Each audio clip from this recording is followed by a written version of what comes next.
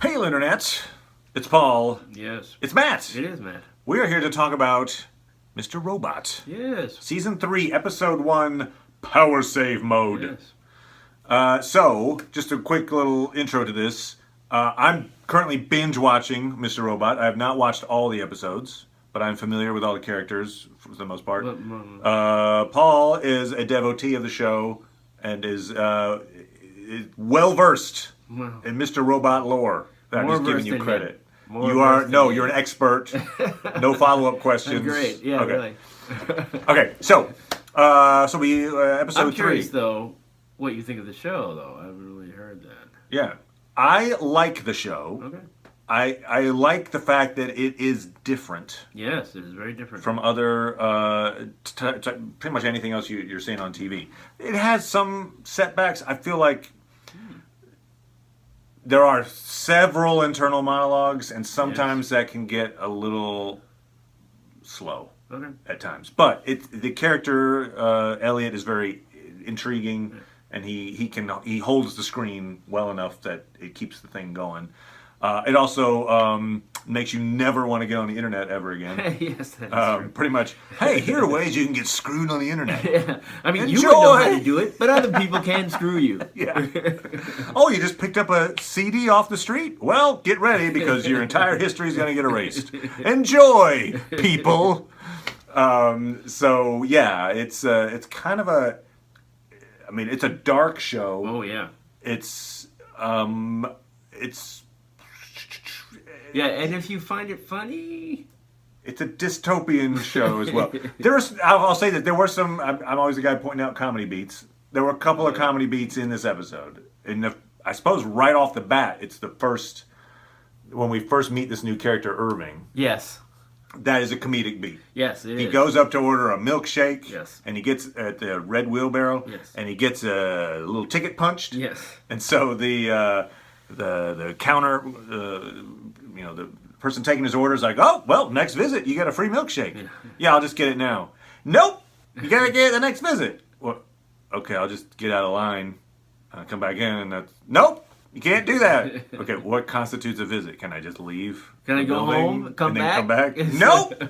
I was like, so it's interesting in a lot of ways. One, because in the middle of that, he takes the call where he's like, is he dead? Yeah. And you can see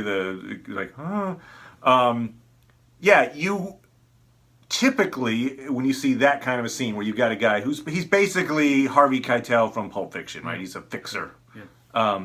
So typically, like a mob guy or like he gets in an argument with somebody and then he explodes. Right. And you're kind of waiting for the explosion moment, right? Because he has a big crowd behind him, and there's that sense of like, ugh. But his character is such that he is always low key. So I imagine somewhere later in the season he'll explode maybe, and that'll be like this moment of like, whoa, that guy.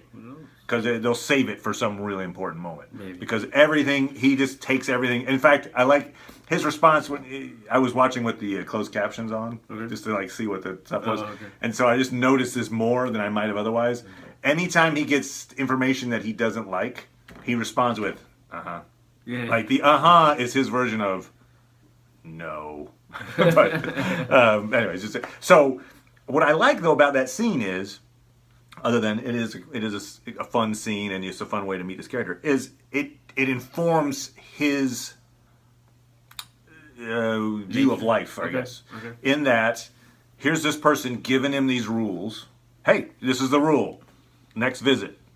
And he's attempting to find ways around the rule. Oh, okay. And that's it. So it's like, no, I'll keep trying. And then even later it comes back to it like, get this punched, get a number 4. And like he's still like working that angle of I'm gonna get my free milkshake. So anyway, it was just kind of a fun little moment there. So anyway, that was a comedic beat. Yes, it was. And when he wears the Josh Groban shirt, he being Elliot, wears the property of Josh Groban. Angela gives him an outfit to where he's like, oh, do you have a shirt? Oh. And she gives him a Josh Groban shirt, which I think she is a big Josh Groban fan. Maybe even her old boyfriend, Ollie, used to be a Josh Groban fan. I thought it was kind of funny. He's walking around, and they're like, oh, yeah, we're going to go to the hacker's warehouse. Do not wear that shirt. So he puts the hoodie on. So, a comedic beat. But, yeah, so... So yeah, that's kind of my. I enjoy the show. It is engaging. It is different, and boy, it is a dystopian world. Oh yes, very much. Are there any truly likable characters in this show? That's debatable. Because I don't necessarily know all of them, as we've seen. I'm binge watching, but the major folks, even Elliot is not completely likable. Definitely really. not. Yeah. Definitely not. I would say anyway. Angela obviously has some hang-ups. Yeah, no, she does too. I mean, Darlene is troubled and So it's a. We were talking about Gray Jedi before. It's gray. Everyone's gray and or just evil.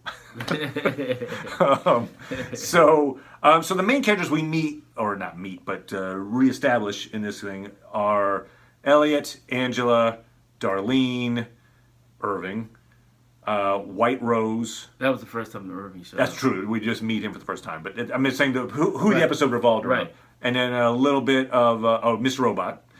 And then a little bit of Tyrell. Yes. Very little bit of him. Yes. So really, I mean, that's kind of what this episode's centered on. Yes. What were your thoughts as the guy who is up on the show? So one of the things that's interesting for me is there a common sort of opinion of the second season that it was slow. Okay. And they weren't happy with that. And I was fine with the slowness, which might remind you of how happy I was with the slowness of the Leftovers. The first season of Leftovers. Yeah, I was willing to deal with that. But Also a dystopian... Some people said the third season, I think, had some slow sections, I felt. Really?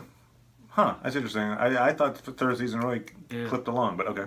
Anyway, so I was fine with how the second season was, but, and I'm not, now you could say that some people like it because they're really focusing on, I guess, the next action, really, is what everybody really wants. So what do you think the next action is? Well, or is it like, this whole Robot versus Elliot? I guess. I mean, I'm not sure what Elliot's going to try to do. What his goal is. But I like that. I forgot her name already. Angela Darlene. Angela. I like where her character's kind of going, even though I don't see how. I don't feel like Elliot should forgive her for what she's doing. Even though you could argue, and I think she would argue that perhaps something in him really does want to do this, and it matches what she wants, which is to punish Ecor. So I like the show, I like where it's going. I was happy with the episode. I want to have faith that where they're going is good. I'll just, I'm not certain yet, though. Okay. I'm going to try to do a quick recap. So here we go. We start with pretty much where we left off with the end of season 2. So it's Elliot has been shot by Tyrell. Right. And what that means to him, you see this moment of he was hoping that Tyrell was also a figment of his imagination, yes, like Mr. Robot. Yes. And it's not. Nope. So when he wakes up and he's like, got the bullet, and he's like, oh, and there goes my power, or something like that. It's the line of like, I have no power now. And so there's this, just like, oh my God, this stuff all does exist. It's not just in my head. He basically has this moment, this realization, kind of halfway through or so, where he's like, I'm to blame. It's this big, actually, it's a big, and we bring in Trump, and we bring in, like, it's kind of a big political message of like, look at us now, where we are, and sure, it would have maybe headed this way anyway, but by doing this giant, blackout and such, I've facilitated this direction of the country that I didn't really want to happen. Right. And so now he's making a choice to try to stop it. So he's going to say, you know what, I'm going to try to put the brakes on this thing. I'm not going to do stage 2, which was to blow up all the paper documents, the warehouse with all that stuff in it, to like totally get rid of any debt, basically. And so he's changed direction.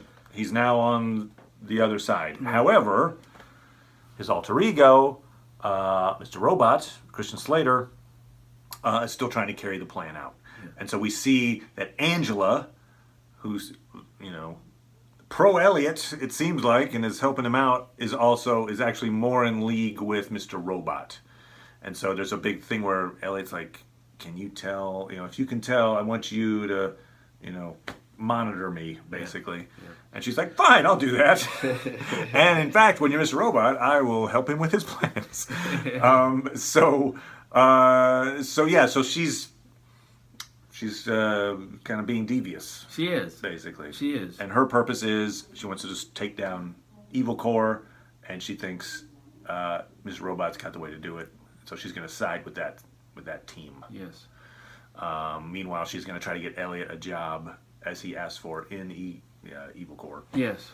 The power save mode that line is uttered in relation to her, when Elliot is talking about how she doesn't love anybody who loves her, and then he says it's her version of a power save mode that she kind of keeps her emotions down. Yeah, I mean it's weird. I'm not weird. It's interesting to me how that appraisal of her might be self-serving. So it'd be interesting to me to hear more. It's like after the show was over, I saw an interview with the actress who plays not Darlene. I keep wanting to say Darlene. Angela, and that's of interest to me exactly how her feelings about Elliot, because they never had a romantic relationship, but he had feelings for her, and so they kissed in the last season. It was really intense. Yeah, and that's when she shut him down, and so that was a mistake. So clearly it's more important to her certainly that she enacts his plan, and it'd be, I don't know if dramatically one of them would necessarily have to die as a result of it. That'd be pretty bleak, I guess, if it was Elliot. You're saying Elliot or Mr. Robot? Or no, Elliot or Angela? And Angela. Ah. If they're in league with that, I mean, yeah, that'd be the happy ending, I guess, if Mr. Robot died. Right. Because he's hoping, right? He goes back to the warehouse like, well, maybe when the shot happened, it killed Mr. Robot instead of me. No. Yeah, No, it didn't. And now they also do show it when they're in the subway together. It's Mr. Robot and Angela. They do show that indeed it is Elliot.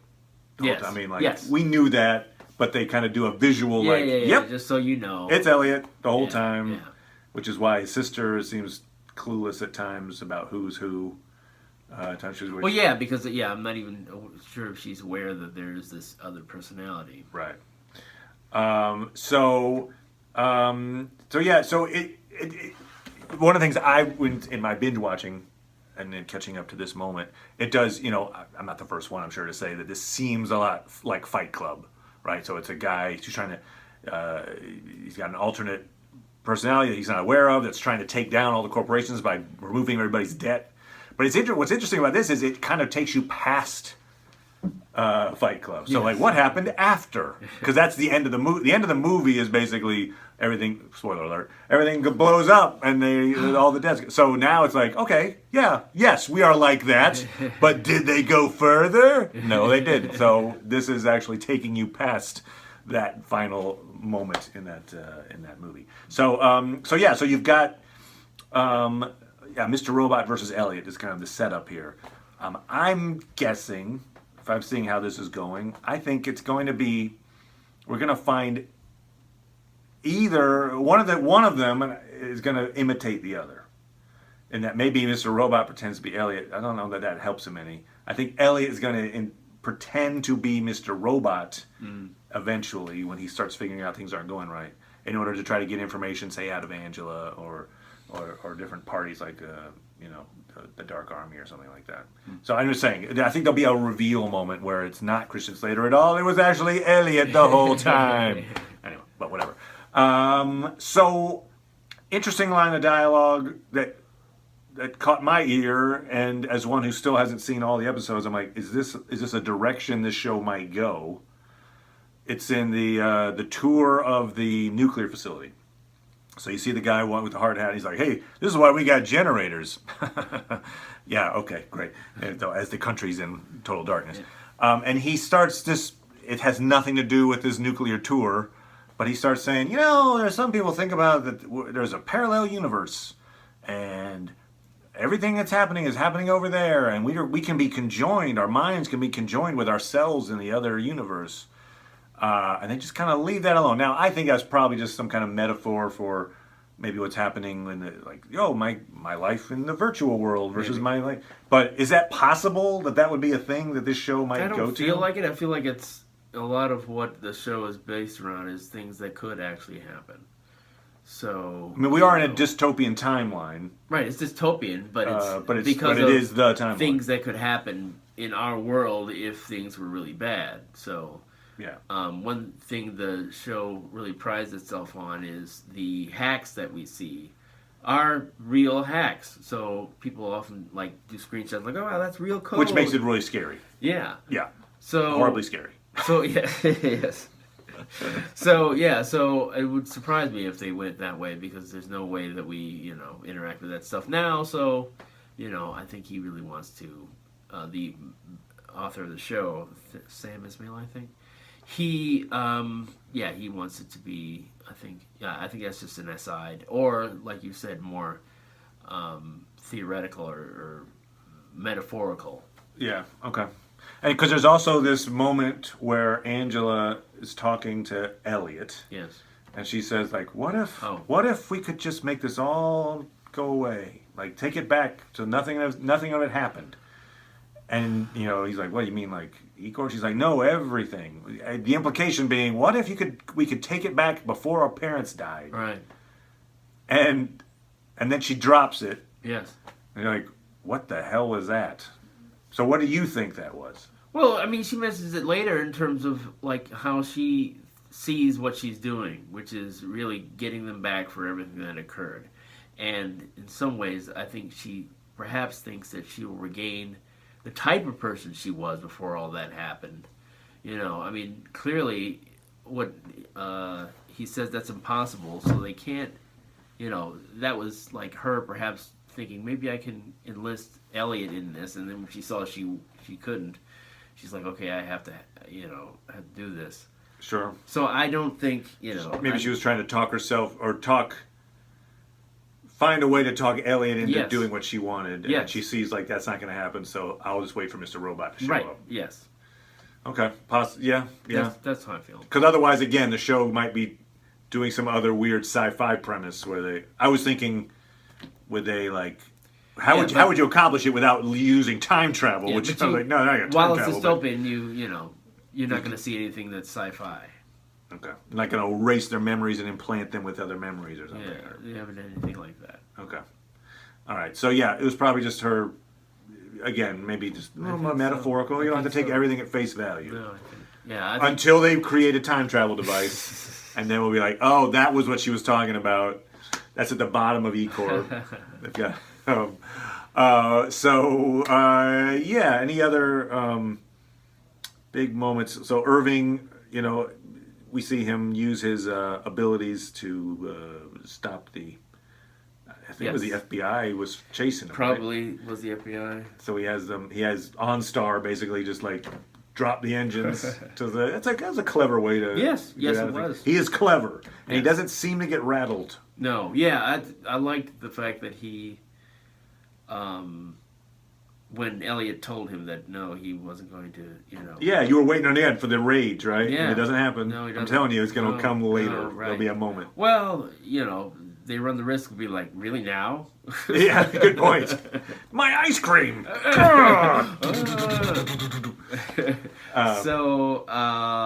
It still made it more interesting when Angela was talking to him, and he was saying, "Hey, look, he's going to do this, or I'm managing him." So right, because he's not convinced. He's like, "Wait, this guy just a little while ago was like, no way, and now he's fine." Yeah, and it's interesting the extent to which they're doing that for the benefit of the audience, especially when Mr. Robot is talking to Angela like, "No, you're going to tell me. You don't want to tell me, and you don't like me, but I don't trust you. Why are you doing this?" He made a point of really, insisting that she talk about it, which was good. I liked that a lot. Excellent. Good. So, where do you see in an immediate future? What do you see as having? I think Elliot probably gets a job. Yes. so he's now back inside Yeah, E-Corp, yeah.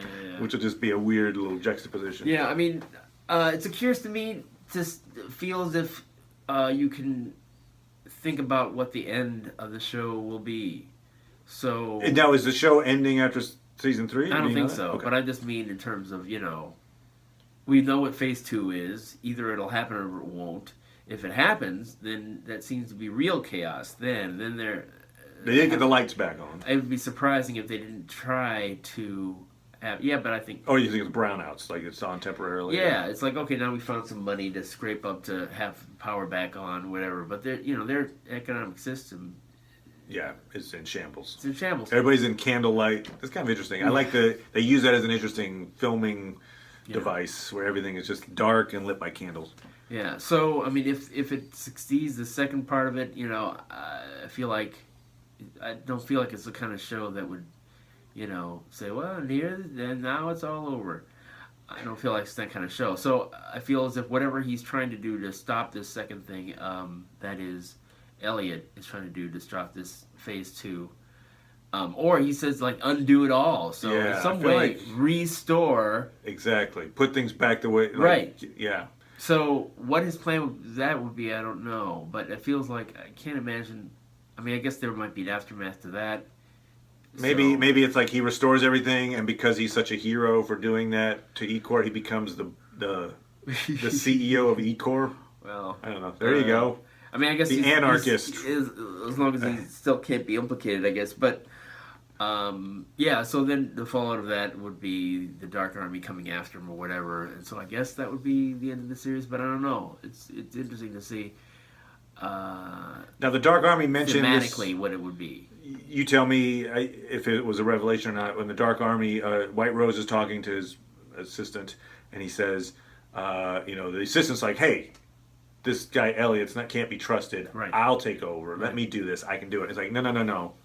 Well, Elliot has something you don't have, and that's rage. Right. We're going to use that, and much like his father, we used him, and then we killed him off. Right. And then, so after this is over, we'll let him die off. But so they did the fact was that a revelation that Mr. Robot, whatever, Elliot's dad worked for the Dark Army, and then they gave him leukemia. That's what I got out of that.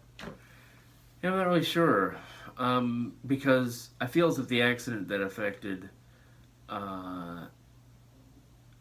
Elliot's father is the same one that affected Angela's mother or father. I can't remember which one now. So I feel as if that, it's an accident. I think a chemical or an industrial accident. I feel as if, or their interaction with something, situation that caused it. Although interestingly, they said you don't believe in coincidences, and he's like, "No, I do not." Right. So I'm wondering if perhaps after that, maybe Elliot's father was doing things to try to get back at them, and the Dark Army was using him in those instances. Okay. I'm not sure. Right. What did he have against E-Corp before E-Corp did something bad to him, in other words? Like, why would he have been working for the Dark Army while E-Corp was still being good to him necessarily? Like he hated E-Corp after they screwed him over after the accident. And so then he was vulnerable, I think, to the Dark Army is what I think is going on. Although it's possible, that what they're actually saying is that whatever accident affected that was my first inclination. Is a result of the Dark Army's earlier commingling or joint efforts with E-Corp. Yeah. So, to be honest with you, it's like you're not a fan of that whole. No, it's just that it's like I like the effects. I like what's happening with the characters, and to the extent where all this stuff with the Dark Army and everything else is less important to me or interested to me. Okay. Maybe kind of like, maybe I'm totally off on this, but it was one of the things, like, I really enjoyed the characters in the X-Files back in the day. Right. But by the last season, their conspiracy subplot was so convoluted, I just stopped caring. I was just like, stop with the, okay, fine. And it's funny, actually, for me, X-Files, I couldn't really get into it because I was like, this world where everything is, it's just some dark conspiracy in the world, which is kind of, you could say this Mr. Robot, but I just couldn't get into that. So, But you got into this. At that time, my understanding of what the X-Files is that storyline wasn't as serialized as this is. So it was a time where it was less serialized in terms of storytelling. I mean, they had the longer arcs, so you would have episodes where you would jump back into, how did this But I actually right? really enjoyed the one-off episodes in that show. Yeah, that in was that nice. context of that show, that was nice. really cool. I'm not just a comparison of, we were talking about you're not so into the conspiracy thing. Right. I just remember that show was where I lost interest in the conspiracy thing. Right, yeah. So, certainly everything that's going on is a result of what Elliot has done as another alter ego, and with the intent of getting E-Core. And, to the extent where it's not like I'm watching the show rooting for E-Core to destroy, but I want some nice resolution for Elliot and Angela. Although now that she's taken this path, it makes me wonder that maybe she won't have it. Which, if it's just Darlene and Elliot at the end of the series, I think I'd probably be okay with that. But I wonder. Yeah. And I wonder if it's actually not Elliot has sacrificed himself and it ends up being Angela and Darlene at the end. Or Darlene, of course, might not make it. They just go into a parallel universe where everything's fine and they have their parents back. They got everything. And they're having breakfast with each other. And they're like, well, unfortunately, Trump is president, but at least we're all together. Yeah, you'll have this moment where Elliot's sitting next to Christian Slater, and he's like, he's real! It's my dad back! And then they have porridge. All right, anyway. So, yes, we'll be back next week for episode 2. It'll be better lit, because they have electricity back. So it'll be lit. It will be lit. We're also doing Star Trek Discovery episodes, so tune in for that. Yeah. You can subscribe. You'll get notifications when those things are available. But yeah, if you have a comment on any of these things, please feel free to comment down below. We will return comments. So, all right. Bye, everybody. Thank you, Paul.